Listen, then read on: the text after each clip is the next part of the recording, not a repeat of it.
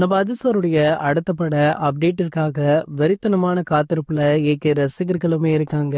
தற்போது அவர் கார் ரேஸ்ல படம் பிஸி இருந்துட்டு இருக்காரு. விரைவிலேயே அவருடைய ஏகே 64 படத்திற்கான பணிகள் ஸ்டார்ட் ஆகும் அப்படின்னு எதிர்பார்க்கப்படுது. இந்த படத்தை ஆதிக் ரவிச்சந்திரன் இயக்க உள்ளதாக சொல்லப்படுது. இதற்காக அதிகாரப்பூர்வ அறிவிப்பு எப்போது வெளியாகும் அப்படின்ற ஆர்வமுமே இருந்துட்டு இருக்கு. இந்த நிலையில ஏகே 64 குறித்த முக்கிய தகவல் ஒன்று வைரலாகிட்டு இருக்கு. நம்ம அதிசர் பாத்தீங்கன்னா கார் ரேஸ்ல பிஸியாக இருக்காரு.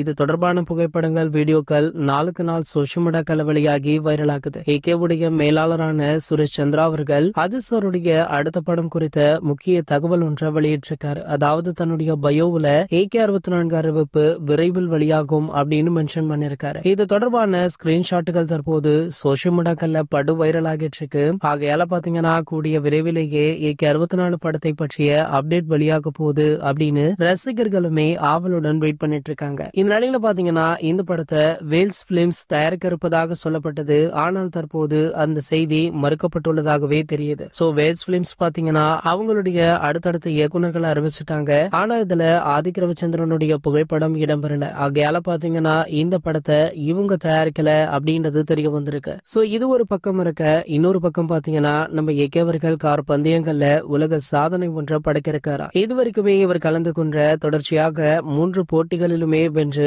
பதக்கங்களை பெற்றுவிட்டாரு. இந்த நிலையில 4வது போட்டியில புதிய சாதனை ஒன்றை படைக்க உள்ளதாகவும் அதனை இவர் செய்துவிட்டால் அது ஒரு உலக சாதனையாக கருதப்படும் அப்படின்னு சொல்லப்படுது. இப்படி இந்த ஆண்டு முழுக்கவே ஏகே அவர்களுக்கு நிறைய பாராட்டுகள் குவிஞ்சிட்டு இருக்கு அப்படின்றதுமே குறிப்பிடத்தக்கது. இது போன்ற சினிமா செய்திகளை பத்தி நீங்க உடனே தெரிஞ்சுக்க நம்மளுடைய அஜித் டாக்கீஸ் சேனலை மறக்காம சப்ஸ்கிரைப் பண்ணிக்கோங்க.